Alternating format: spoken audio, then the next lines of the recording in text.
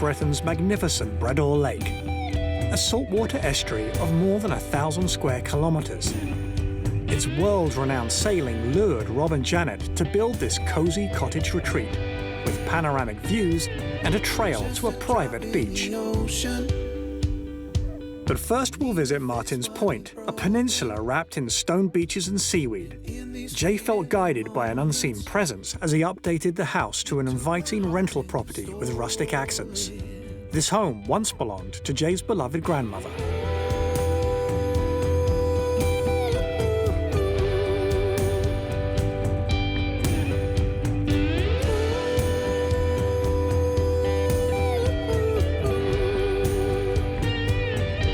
Water, deep, flowing, mysterious, ever-changing yet constant.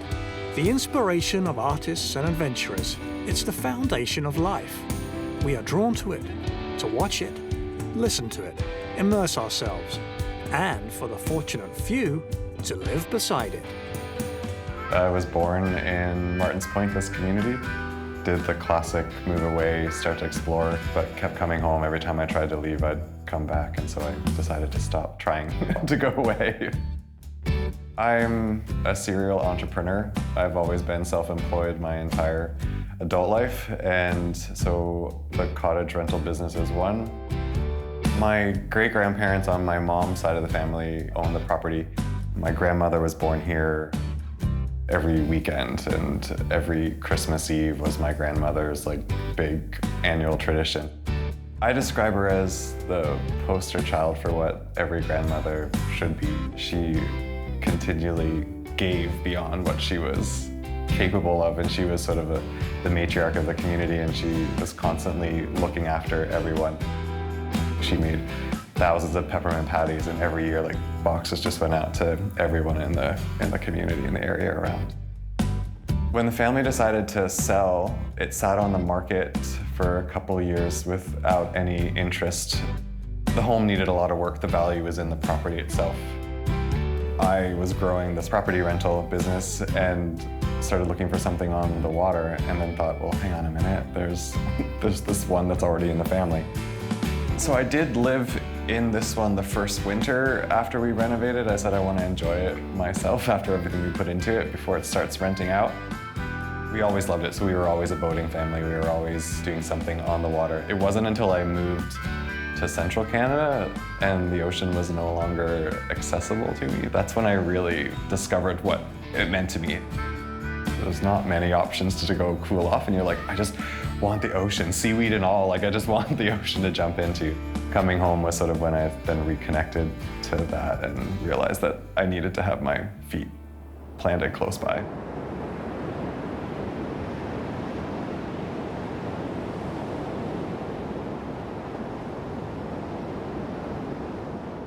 My parents and I did all of the renovations ourselves. The only things we didn't do was dig a new well and build the kitchen. I hired a company locally to build the kitchen, but I designed it, so everything here is by choice.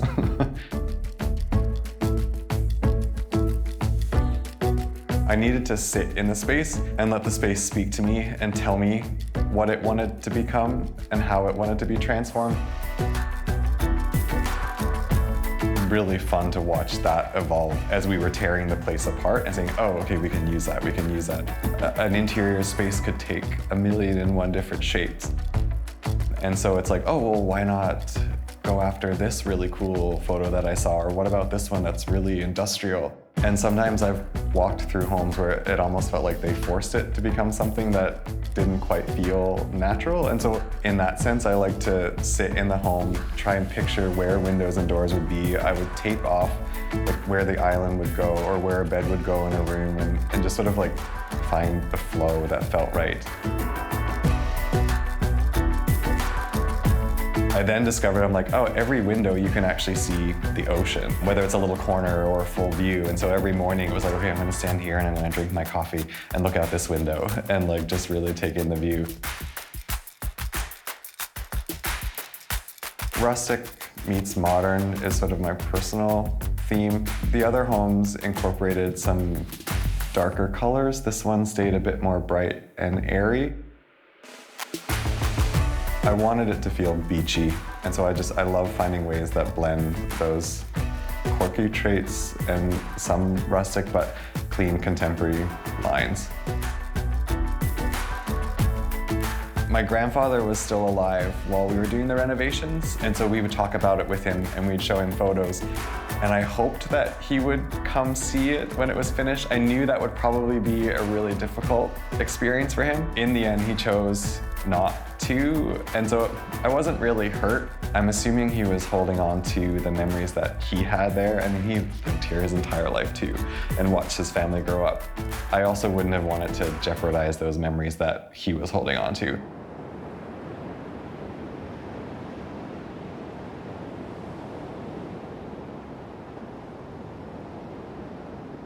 Just as you crest the little hill before you reach this property, it's sort of lined with trees a little bit overhead, and then this little vista and view as the peninsula that we're on narrows, and then this property sitting there on the left, and it's just this quaint little cove that it's on. So just that initial greeting that it gives you to me is pretty spectacular in its simple way.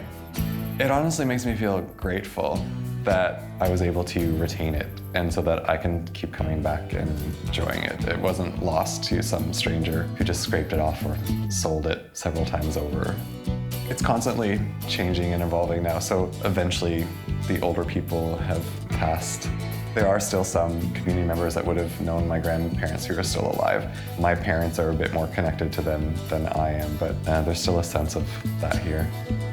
So it's getting time for a touch-up soon. There's some paint peeling in some areas. Phase one was to get the house finished and up and running, and then I do have plans for more landscaping along the ocean, so that will probably start this fall.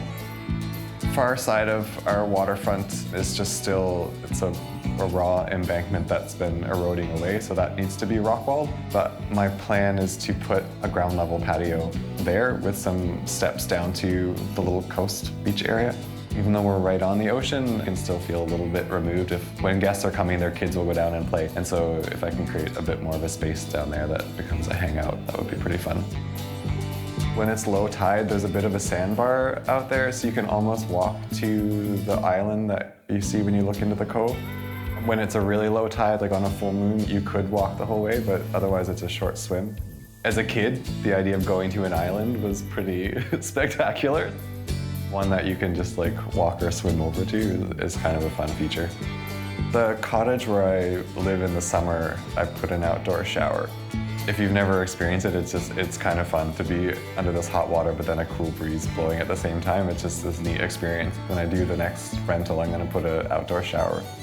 We built this little catwalk from off the deck and then enclosed it in with some similar like decking boards. Wanted to make sure that there was a solid view of the ocean while you're in there.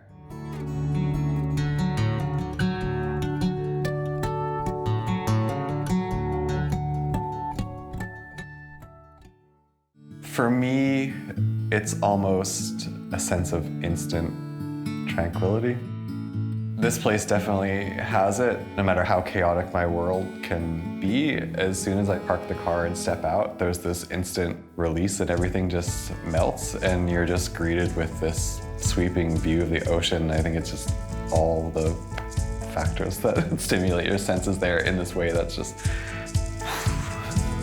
I'm a pretty avid paddler. I used to do a lot of kayaking, but that shifted to stand-up paddleboarding. And so where I'm at now is only 2 minutes away, so a lot of times my morning routine is to jump on the board and then I'll paddle through the cove and I'll go around the island and back through. And so it's, even though I'm not living here, sometimes it feels like I'm still visiting it on a regular basis. I definitely learned a lot about construction. My dad's a bit of a jack of all trades. My dad and I have a dynamic relationship. We can really quickly butt heads, but we can accomplish a lot at the same time. My partner and I scuba dive, and so when we travel, we have these amazing, unique experiences that are below sea level. You have these moments where like there's a whole other world happening below the surface and only a tiny fraction of people ever get to see it. And like I can be home, I can be like burning the midnight oil in the office, and meanwhile down here on this coral reef, like everything's just drifting and the fish are just doing their thing. I have the same perspective of the ocean. You don't always have to physically be touching it or on it to enjoy it. It's there, and it's just waiting for you to take it in. It's not asking anything from you. It's not creating any noise. Whether I'm there watching it or not, the ocean's doing its thing. There are these moments where I have these thoughts that I'm like, I just have to sit here and be still, and I have to watch it because something really cool may happen that may never happen again.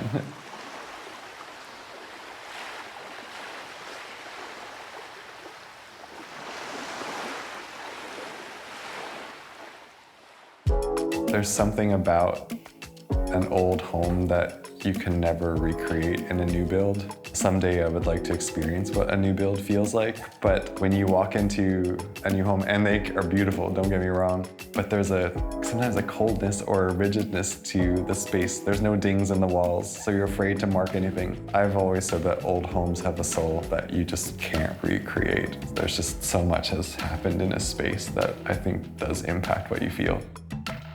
So when we did the flooring, I didn't want them perfect and polished, and so they were milled and planed, but we didn't sand them after we installed them. Some of them are a little bit higher than the other, and I left it, and I want it to wear, I want it to chip.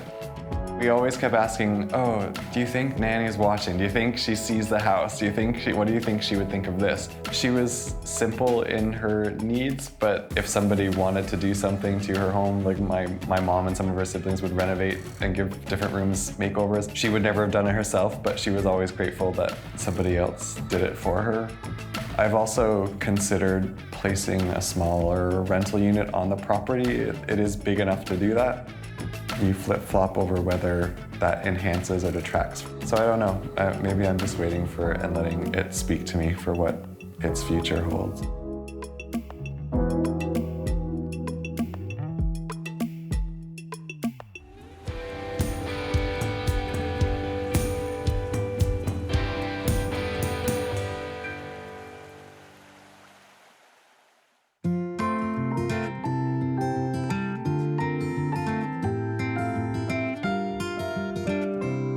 Currently, I'm a realtor in Florida part of the year, and we're up here about 7 months out of the year. Well, we were in Ontario, and we had a beautiful place up there, but we were landlocked. We were on a river, but we were landlocked, and we had a sailboat, and our sailboat wasn't getting very much use because we had the place in Florida, we had a place in Ontario, we didn't have much time for the sailboat. Saw an article in Sail magazine, and that is what really drew us is, the Bredor Lake is some of the best sailing in the world. So we drove over and looked at property here and fell in love with the whole area. The water is just the thing that draws everyone to, the island, and it's just the most beautiful view to have the water and the mountains behind it. We have the boats coming in, the fishing boats out here, sailboats. It's just a beautiful view. Now, we didn't see the view when we came here. We could see it from the other part of the property, but this was nothing but woods. Rob actually climbed a tree to see what the view would look like from here. I didn't see the view until it was cleared. And being on the water here is nice, but you also have the woods and the nature and stuff. So we have the same thing we had in Ontario as far as the nature goes, but here you have the water with it. So the combination is it's really great.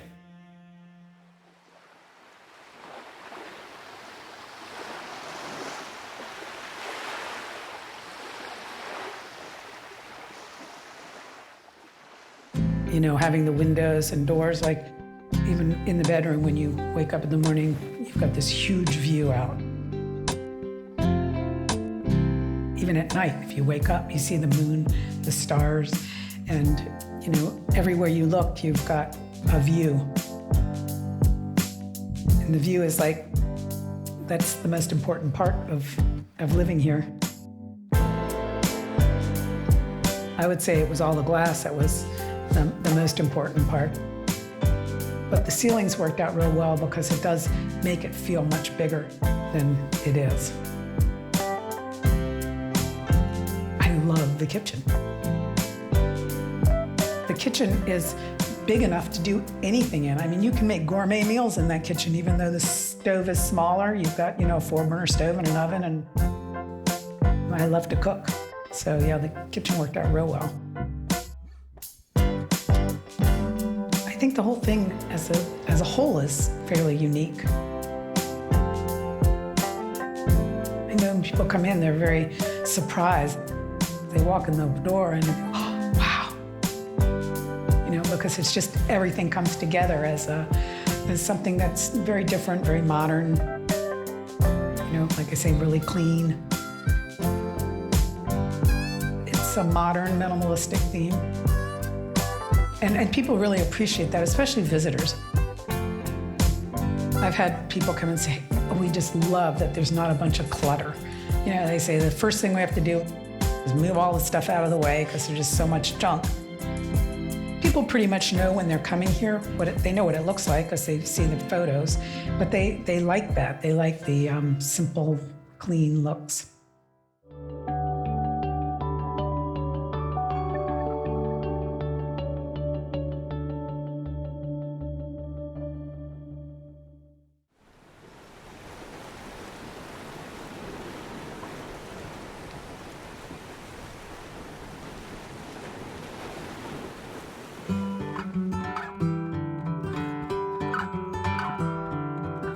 It was pretty well Janet and I. We have a friend that's an architect in Florida, and she kind of gave us some input on it, and it changed around quite a bit. It worked out pretty well. We designed it together. We spent about a year, just drawing up plans and changing things. We've had everything from traditional to modern, and we ended up with the modern design. It kind of blends in with the hillside. It's a little bit modern on the outside.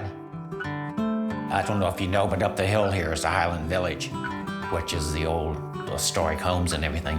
And I was afraid they would be able to see these units from up there, and I didn't want to take away from the Highland Village. It turns out that the trees are high enough where you don't see it, so it doesn't really take away from them at all.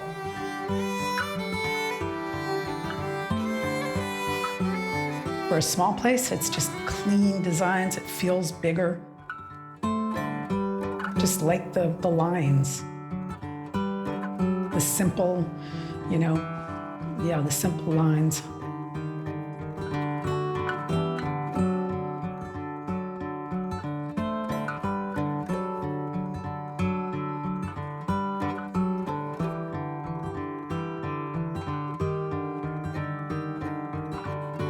We pretty well left everything as natural as possible. We didn't even do we didn't put a lot of shrubs and stuff in. We just let the wild roses grow and that type of thing.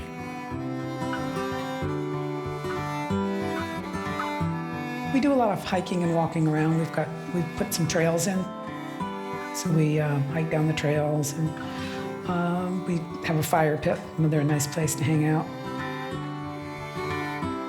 The trail runs partially on our property and then partially down onto the railroad property. There's a deer trail that we've enlarged a bit, and it runs down to the tracks and then goes to a beach.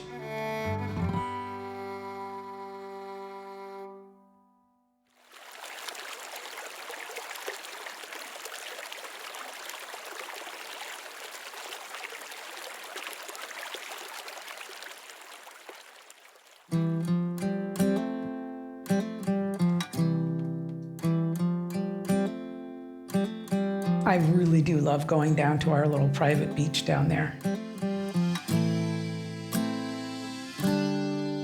We have a little sailboat here, just a little 18-foot sailboat, which we do plan on getting down. I'm hoping we can put it down on that little beach and then just be able to go sailing when we want.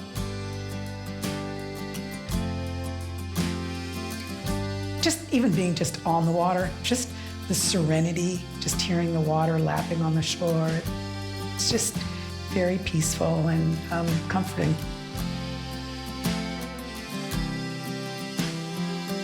I can leave here and in 4 or 5 minutes I can be down at just 3 or 4 beaches.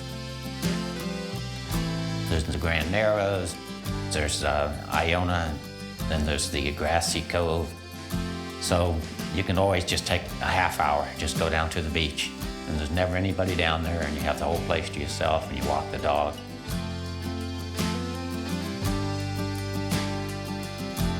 After coming from Florida and their beaches, it's really nice. And road trips, it's nice. Marguerite, like you said, is beautiful. We just got a day, we just take a ride, you know, maybe go up the Cabot Trail a little ways, and anywhere you go, you're gonna find something to do.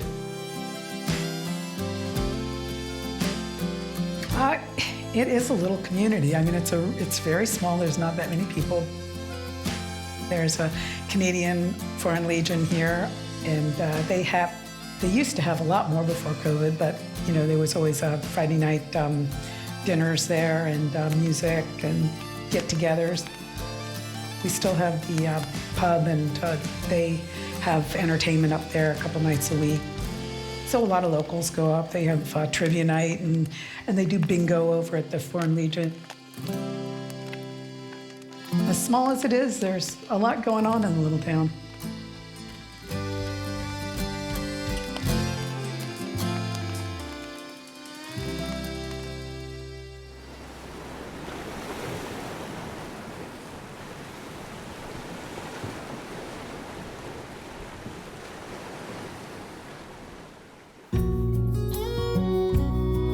This is kind of our retirement plan. We rent out 3 of the units, and you know, that's like an income supplement. Plus, really, it's something to do because we're still pretty high energy people and need to be doing stuff all the time. And as long as we can keep doing it, we'll keep doing it. Just nature in general, but especially the water, gives people a sense of calm and peace and serenity, and it's a need people have to get away from cities and busy life and just, you know, reflect on what they have in their lives and just the beauty of it all.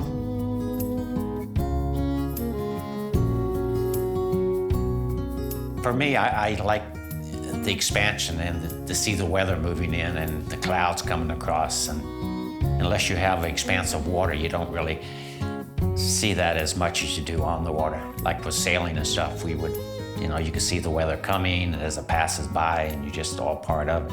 It's the same thing being on the water, especially up high on the hill like this. You can see the weather coming in and moving across. It just makes you realize that things are changing all the time.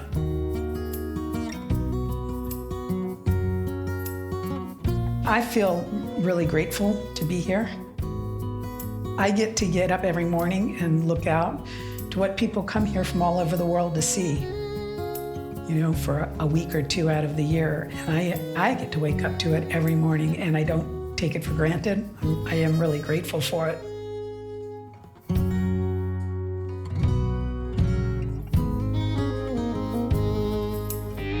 Every home has a story. Those living along shorelines often describe a connection to nature or a sense of serenity. Others speak of family and community. These experiences aren't unique to homes near water. Wherever we live, we are enriched when we make meaningful relationships with the natural world and the people we care for. These intrinsic emotional bonds are universal. They are the true essence of being at home.